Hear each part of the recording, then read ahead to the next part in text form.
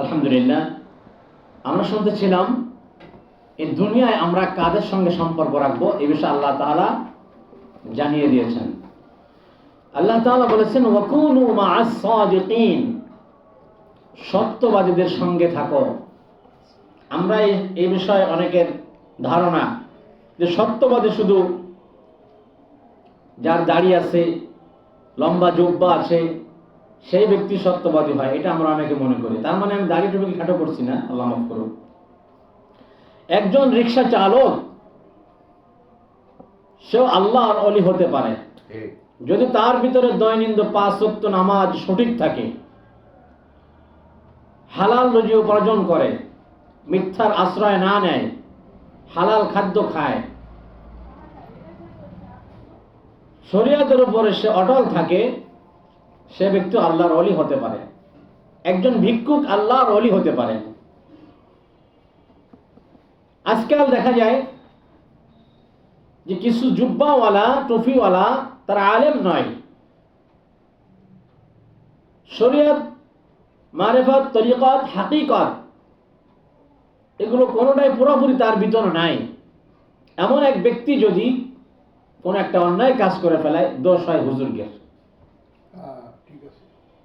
বলে হুজুর লম্বা জামা গায়ে দিয়ে দেখলাম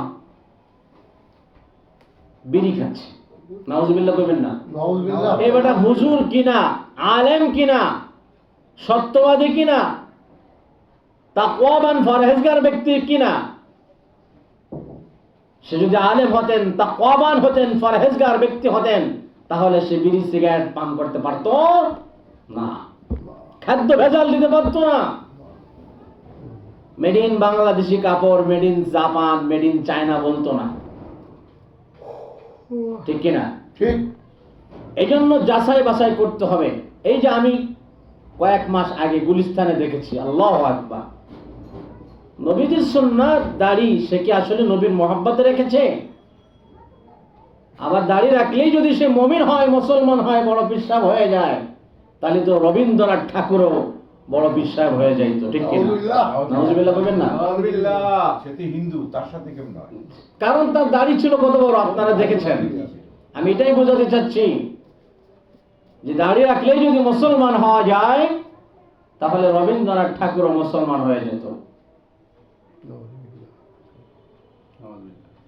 সুতরাং আমরা একটু যাচাই বাছাই করবো। যে কথা বলতেছিলাম যে গুলিস্তানে এই যে হাজারিবাগের লেগুনাগুলো যেখান থেকে ছাড়ে, ওই মোড়ে আমি দাঁড়ানো, নিম্নে 1.5 হাত হবে লম্বা দাড়ি, পাকা দাড়ি। দাড়িতে আবার ফেজাব লাগাইছে, মেহেন্দি লাগাইছে, লাল মেহেন্দি। উনি জুব্বা পরা আছে গায়ে, শুধু মাথায় টুপি নাই। আমি প্রথম দূর থেকে দেখলাম, আল্লাহু আকবার, এত সুন্দর দাড়ি। পরে দেখি যে ফট করে একটা বিড়ি ধরাই ফেলাইছে। আমি তো অপরিচিত লোক, আমি ভয়ে ভয়ে কাছাকাছি যখন গেছি, তখন চিন্তা করলাম যে একটু খানিকক্ষণ দাঁড়ায় দেখি যে এত বড় দাড়ি, দাড়িটা একটু ভালো করে দেখি কোন পর্যন্ত লম্বা। নাভির নিচে তো হবে, নাভির নিচে চলে গেছে। এটাকে সুন্নাত না সুন্নাতের খিলাফ? দাড়ি লম্বা করা, মোষ খাটো করা কি সুন্নাত? উনি লম্বা করতে করতে এমন লম্বা করছেন, নাভির নিচে চলে গেছে। এখন ওনার ভিতরে কি ওই জ্ঞান আছে কি না আছে সেটা আল্লাহ ভালো জানে। আমি যে কথা বলতেছিলাম, কমসে কম 1.5 হাত লম্বা হবে দাড়ি, পেকে গেছে, আবার হাতে রয়েছে বিড়ি। আমি কাছাকাছি যে বলতেছি, আল্লাহু আকবার, আল্লাহ মাফ করো, আস্তাগফিরুল্লাহ। কাকা, বিড়িটা না খাইয়া যদি 10 টাকার বাদাম কিনে খাইতেন, স্বাস্থ্যের জন্য আপনি খুব উপকৃত হইতেন। উনি আমার দিকে এরকম বড় বড় চোখ পাকাই রয়েছে, আর কিছু বললো না। বিড়িটা ফেলায় দেয় নাই। অনেকে আছে দেখবেন আলেমদের দেখে বিড়ি ফেলায় যায়। কার বইতে? কত হুজুরের বইতে, আল্লাহর বইতে না, আল্লাহর বইতে। সে হুজুরে দেখলে সম্মান করে বলে। আসলে ভয় করতে হবে কাকে? আল্লাহকে। সে যে আলেমদের সম্মান দিয়েছে, সেটাও ভালো কাজ একটা। কিন্তু ওই যে লম্বা দাড়ি 1.5 হাত তার বেশি হবে লম্বা, পেকে গেছে, ওনার কি আল্লাহর ভয় অন্তরে নাই? উনি এরম বিড়ি টানতেছে আর ধোঁয়া এমন ভাবে বেরোচ্ছে, আমি বাস্তব দাঁড়ায় দেখলাম যখন এরম লম্বা টান দিছে আর কি করে আকাশের দিকে তারা এরম হুস করে মেরে দিচ্ছে। আমাদের দেশে একজন আলেম বলতেন বিড়ির খাওয়া, এই খাওয়াটা হলো বিড়ি খাওয়া আর পায়খানা খাওয়া সমান। মুসলমানের জন্য পায়খানা খাওয়া কি বলেন তো? হারাম। হারাম, হারাম এবং হারাম। তো বিড়ি খাওয়া কি মাকরুহ তাহরিমি, হারাম, হারামের কাছাকাছি বলে, বা কেউ ডাইরেক্ট বলেছেন হারাম। সুতরাং উনি বাদুড়ি খাবার কেন বলেছেন? বাদুর কোন জায়গা দিয়ে খায় বলেন তো? খাবার মুখ দিয়ে খায়, আবার পায়খানাও করে এই মুখ দিয়া। বাদুরে খাবার খায় মুখ দিয়া, পায়খানা করেও মুখ দিয়া। তাহলে যারা বিড়ি সিগারেট খায় বাদুরের খাবার খায়, সুতরাং পায়খানা খাওয়া মুসলমানের জন্য হারাম। নাউজুবিল্লাহ। হাদিসের মধ্যে আসছে যে যারা দুনিয়ার মধ্যে আফিন, তারি, গাঁজা ইত্যাদি, সব নাম তো আমি জানি না, গাঁজা কি জিনিস আজ পর্যন্ত আমি নিজের চোখে দেখি নাই, কিন্তু ঘিরান পাইছি, গন্ধ পেয়েছি। ঘিরান তো বলা যাবে না, গন্ধ বলা যাবে, কারণ যত দুর্গন্ধ সব এসেছে জাহান্নাম থেকে, যত সুগন্ধি এসেছে সব জান্নাত থেকে। সুবহানাল্লাহ। জান্নাতে দুর্গন্ধ কোনো কারবার নাই, জান্নাতে সব সুগন্ধি। সুবহানাল্লাহ। দুনিয়ার মধ্যে জান্নাত মানুষ দেখে, নবীজির চেহারা দেখলে, নবীজির সঙ্গে মুসাফা যারা করেছে, নবীজি যে রাস্তাতে চলতেন সারাদিন ওই রাস্তায় জান্নাতের সুঘ্রাণ বাহির হতো। আল্লাহ। নবীজির 2-4টা আচার আচরণ দেখে ইহুদিরা, কাফেররা মুসলমান হয়ে যেতেন। আমার আপনার চরিত্র দেখে, আমার আপনার কারবার দেখে মুসলমান কাফের হয়ে যাচ্ছে, ঠিক কিনা? নাউজুবিল্লাহ। কয় হুজুররা এই করে, এবার হুজুররা মানে হুজুররা বলা যাবে না, হুজুররা বললে আল্লাহর নবীর গায়ে যায় লাগে। আমি যে কথা বলতেছিলাম, লিবাস পড়লে বড় হুজুর হয় না, আলেম হয় না, মুফতি মুহাদ্দিস হয় না, যাচাই বাছাই করতে হবে। আপনি আন্দাজে বলবেন যে ওই হুজুরকে দেখলাম, তাহলে আমি ওই লোককে বুঝতে পারতাম যে উনি আলেম। উনি আলেম নয়, উনি গায়ে জুব্বা আছে, মুখে দাড়ি আছে 1.5 হাত লম্বা, উনি বিড়ি সিগারেট টানতেছে, আমি নিজের চোখে দেখা। আমি নাউজুবিল্লাহ বললাম আর বললাম আস্তে আস্তে, উনি শুনছে কিনা জানি না, কারণ ওখানে তো ওরা 2 নম্বর লোক বেশি থাকে। গুলিস্তান খুব মারাত্মক জায়গা, কিন্তু চুরি, ছিনতাই, ধান্দাবাজি। আমি একটু দূরত্বে বলছি আস্তাগফিরুল্লাহ, আস্তাগফিরুল্লাহ। কাকা, বিড়ি সিগারেট না খাইয়া যদি আপনি একটু 10 টাকার বাদাম কিনে খাইতেন ভালো হতো। উনি চোখ এমন ভাবে তাকাইছে, আমি একটু অবাক হয়ে গেলাম। যাই হোক, আন্দাজে কাউকে ঢিল মারা যাবে না, হুজুরদেরকে গালি দেওয়া যাবে না, নবীজি কষ্ট পায় এমন কথা বলা যাবে না। আপনি বলতে পারেন, যাচাই বাছাই করতে পারেন উনি আলেম কিনা বা উনি কি, তারপরে কথা বলতে হবে। আন্দাজ ফট করে বলেন হুজুরে দেখলাম বিড়ি খাচ্ছে, করেন নাউজুবিল্লাহ। আল্লামা তারেক মনোয়ার ভাই বলতেন, উনি তো এখন আছেন, তারেক মনোয়ার সাহেব বলতেন যে একজন বিড়িখোরের সঙ্গে আমি একদিন মুসাফা করেছি।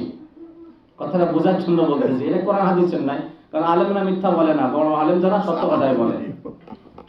ওই যে হাবিবুর রহমান যুক্তিবাদী বলতেন যে কোন জায়গা সুবহানাল্লাহ বলা লাগে, কোন জায়গা নাউজুবিল্লাহ বলা লাগে, এটা বুঝে শুনে কইলেন। তখন বলতেছেন যে কারণ আলেমদের সঙ্গে মুসাফা করলে চিন্তা করে আতর সুগন্ধি, বা যারা সাধারণ মানুষ এরা একটু আল্লাহর ভয়টা সামান্য পুরোপুরি না থাকলেও কিছু থাকে। তা হুজুরদের সঙ্গে মুসাফা করলে, আরে দেখেন না আপনারা ইউটিউবে দেখেন না, বড় যারা ভাইরাল বক্তা, বড় বড় আলেম, হক্কানি আলেম, এদের সঙ্গে মুসাফা করতে গেলে কিন্তু অনেকে পাড়া খায় তলে পড়ে যায়। কি জন্য? মোহাব্বতের খাতিরে, আন্তরিকতার খাতিরে, আল্লাহর ভয় তাদের অন্তর আছে। আমি একজন আলেমের সঙ্গে যদি মুসাফা করি আমার সগীরা গুনাহ সরে যাবে। সুবহানাল্লাহ। কারণ আল্লাহ তাআলার হাবিব বলেছেন আল উলামাউ ওয়ারাসাতুল আম্বিয়া, আলেমরা হচ্ছে নবীদের ওয়ারিস।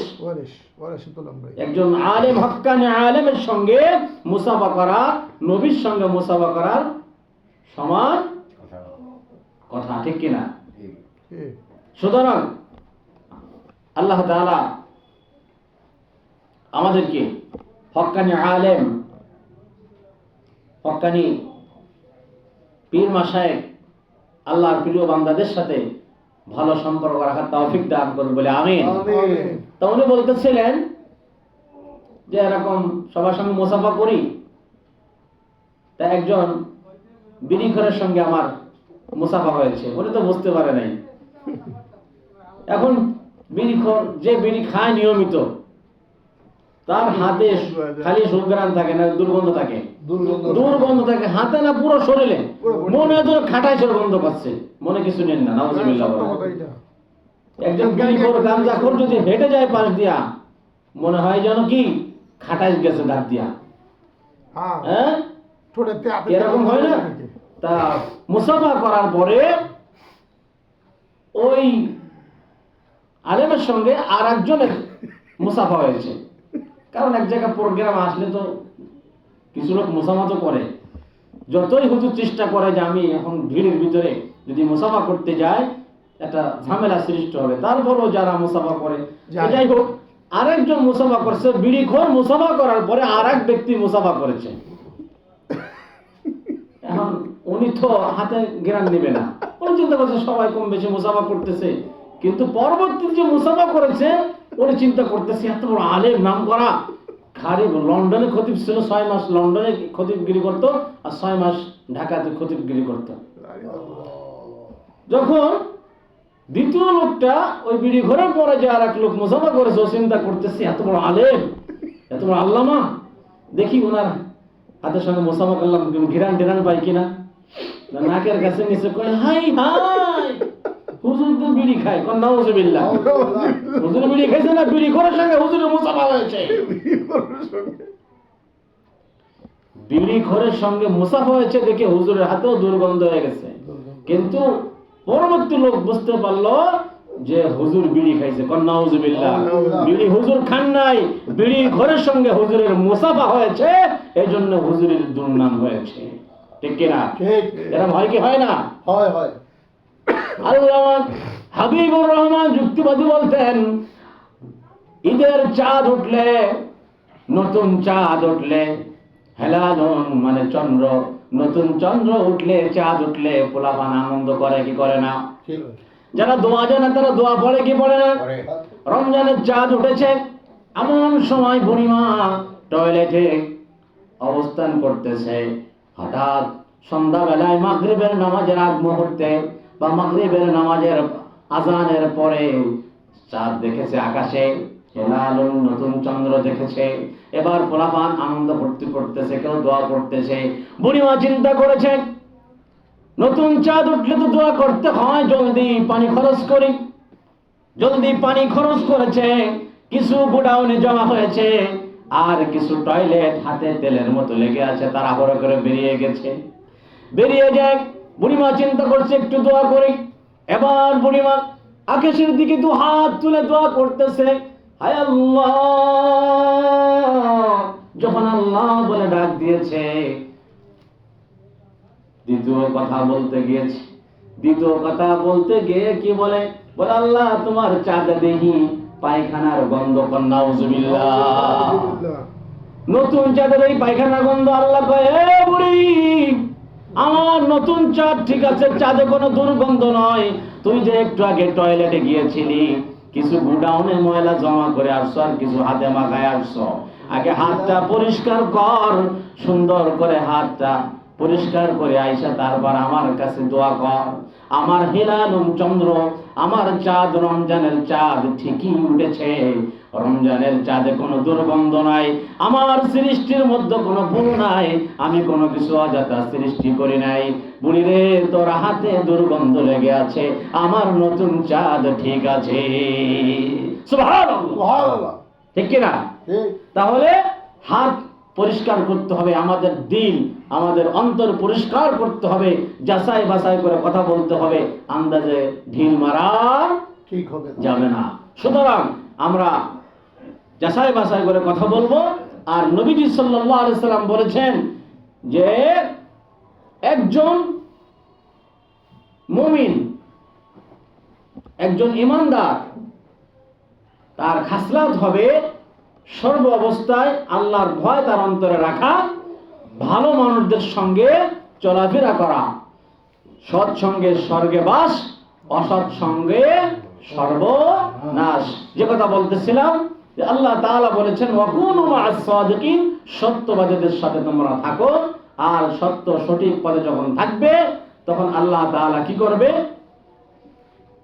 ইসলিহ লাকুম আমালাকুম, সত্য কথা বলার কারণে আল্লাহ রাব্বুল আলামিন বলতেছেন তাদের আমল নামায় যদি কোনো ত্রুটি বিচ্যুতি হয় আমি আল্লাহ রাব্বুল আলামিন তাদের আমলকে ঠিক করে দিব।